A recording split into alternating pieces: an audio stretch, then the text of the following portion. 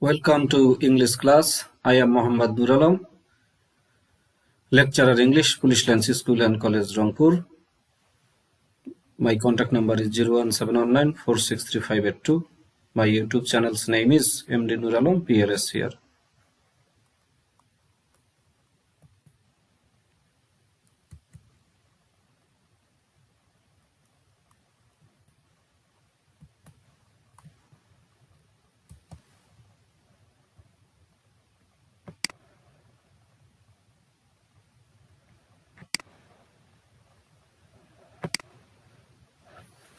Today's topic is Lesson 3. I have a dream. Warm-up activity. Look at the picture. Guess who the person is. What do you know about him? Lesson 3, Part 1. Here are a few points about the man in the picture. Make sentences with them to describe him. You can go to Google to find out more about him.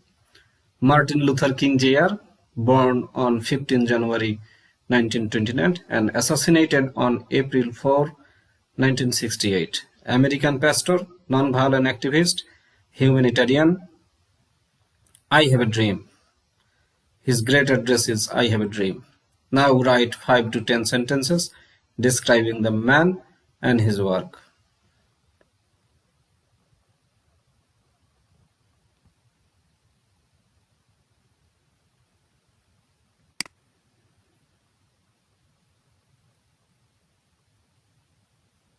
I have a dream, Part 1. The following is an abridged version of a famous speech made by Martin Luther King Jr. on 28 August 1963 in Washington, D.C., USA. Read it and answer the questions that follow. I have a dream speech by the Reverend Martin Luther King Jr. at the March on Washington, 1963 excerpts. I am happy to join with you today in what will go down in history as the greatest demonstration for freedom in the history of our nation. আমাদের জাতির ইতিহাসে স্বাধীনতার জন্য সবচেয়ে বড় প্রদর্শনী হিসেবে যা ইতিহাসে লেখা হয়ে থাকবে সেটাতে জয়েন করার জন্য আমি খুবই খুশি হয়েছি।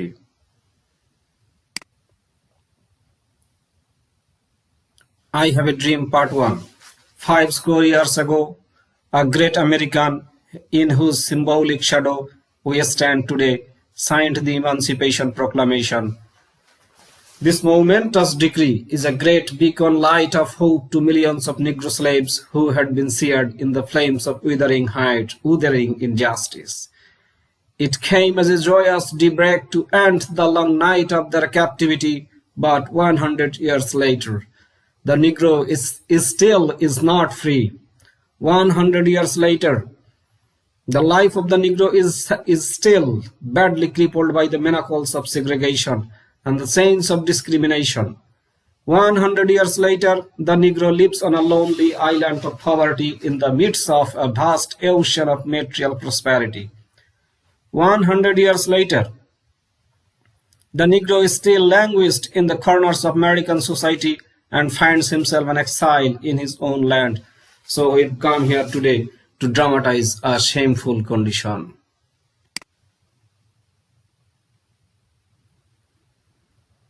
I have a dream, Part 1. In a sense, we've come to our nation's capital to cash a check.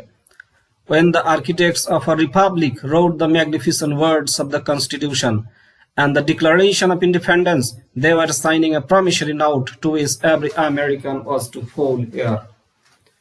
This note was a promise that all men, yes, black men as well as white men, would be guaranteed the unalienable rights of life, liberty, and the pursuit of happiness.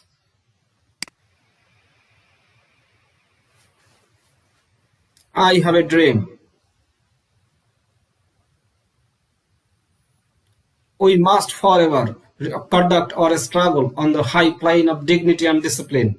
We must not allow our creative protest to degenerate into physical violence. The marvelous new militancy which has engulfed the Negro community must not lead us to distrust all white people. For many of our white brothers, as evidenced by their presence here today, have come to realize that their destiny is tied up with our destiny.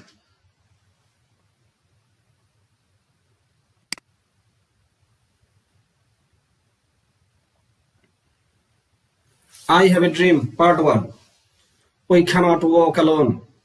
And as we walk, we must make the pledge that we shall always march ahead. We cannot turn back. There are those who are asking the devotees of civil rights, when will you be satisfied? We can never be satisfied as long as the Negro is the victim of the unspeakable horrors of police brutality.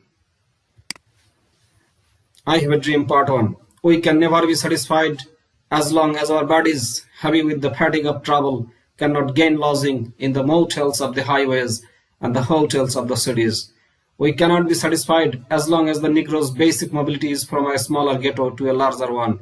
We can never be satisfied as long as our children are stripped of their adulthood and robbed of their dignity by science stating, for whites only, to be continued.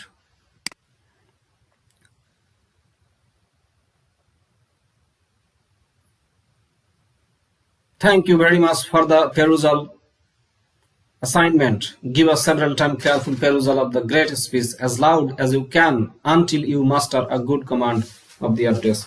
Thank you once again.